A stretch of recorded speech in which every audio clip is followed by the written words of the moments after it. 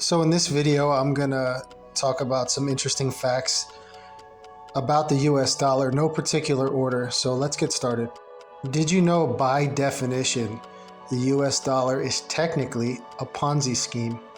The US dollar is not actually considered money, it's considered fiat currency, which means it has no tangible backing.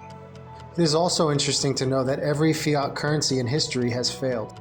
Roughly 97% of all money isn't real, meaning about 13% is actually printed in a tangible dollar form. Since the US dollar is the global reserve currency, if everybody today decided to go get their money out of the bank, there would only be 13% available to the population. It's interesting because a lot of the naysayers with crypto say their biggest problem with crypto is that it's not tangible and it's not backed by anything. But they don't realize they're losing 10% this year on their dollar, maybe 20% next year, and it's not backed by gold anymore. It hasn't been since 1971.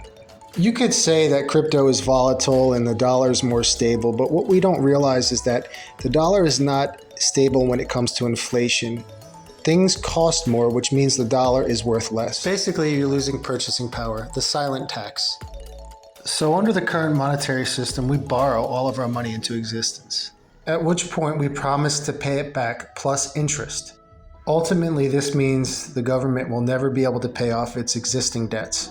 It has been said that public inflation rate reports are being skewed and that inflation rates are possibly much, much higher than are being reported to the mass population. So what does this all mean? Essentially, we are trusting centralized money, which means it's being controlled by a third party, in this instance, the government. So if we want to gain control of our lives, we would consider more decentralized approaches to money. If you are going to consider crypto as an investment, I would look at the blockchain as a whole, meaning Dogecoin as a form of currency, or Solana, Polygon, Matic as a form of software that supports the blockchain, and perhaps an exchange that you buy and sell tokens and coins on that have their own coin would be a good investment in my opinion, but this is not financial advice. This would represent a well-balanced portfolio. You're not only investing in a coin or a token, you're investing in the software and the actual institutions that support cryptocurrency long-term.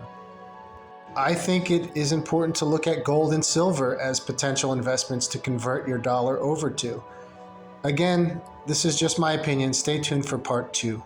Part 2 and 3 is where I will go into more detail about the US dollar and express some more of my own personal opinions on the topic. Thank you guys for watching.